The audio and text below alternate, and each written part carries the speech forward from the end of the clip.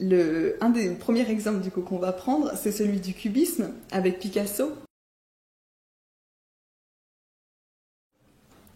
Et il y a en fait une véritable récupération des arts primitifs par le mouvement cubiste. Et ça montre en fait avec une acuité qui est assez frappante à quel point on a un mouvement de deux poids deux mesures qui est exercé dans le regard colonial entre les arts européens et les arts non européens, et là qui sont qualifiés donc de primitifs. Il y a une véritable fascination donc de Picasso à l'égard des arts qui sont dits primitifs, et notamment ce qui est qualifié alors d'art nègre. Et l'influence formelle de ses œuvres dans la construction du mouvement cubiste, elle est tout à fait majeure. Et c'est pour ça que j'ai tenu en fait à vous mettre des œuvres les unes à côté des autres. On voit en fait complètement la façon dont l'œuvre de Picasso, qui est vraiment considérée comme le début de l'art moderne et comme une révolution en fait de l'art occidental. En fait, s'il a pu faire cette révolution formelle-là, c'est vraiment parce que, et il le dit, il a été au musée qui était le musée d'ethnologie à l'époque, donc qui est l'actuel musée du Quai Branly. Il voit ces œuvres-là, donc qui sont les œuvres dites primitives, et tout de suite il a une espèce de révélation. Lui, il va dire que cet art, donc, ah oui, les Demoiselles d'Avignon, donc après sa visite au musée d'ethnographie donc du Trocadéro, les Demoiselles d'Avignon ont dû arriver ce jour-là, mais pas du tout à cause des formes, parce que c'était ma première toile d'exorcisme, oui.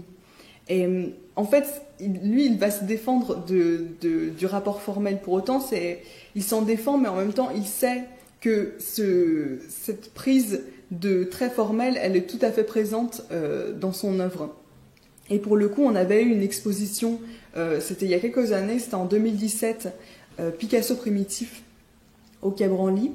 Et là, pareil, je vais vous citer une petit extrait donc, du commissaire de l'exposition de Picasso primitif, donc qui va dire « Dans les arts catalans ibériques et surtout dans les arts africains traditionnels, Pablo Picasso est allé chercher une simplification des formes qui correspond à l'idée d'une présence et d'une humanité générique.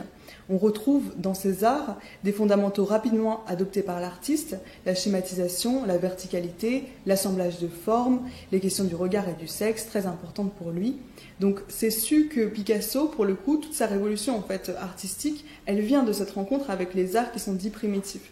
Là où du coup on peut noter une influence du regard colonial, c'est parce que la façon en fait dont va être reçue la révolution cubiste par rapport à la façon dont est reçue à cette même époque les arts non primitifs en Europe, elle est complètement ambivalente. Picasso, il va être célébré comme un génie, du coup, on estime qu'il fait un art qui est extrêmement savant, qui apporte énormément de choses, qui est vraiment fondateur, entre guillemets, dans l'art européen, alors que les arts dits primitifs, il y a vraiment un espèce de... Enfin, c'est difficile de base de le reconnaître même comme un art, c'est des choses qui évoluent ensuite doucement, notamment en fait paradoxalement avec le fait que Picasso va en avoir beaucoup dans sa collection, de même pour les surréalistes, etc.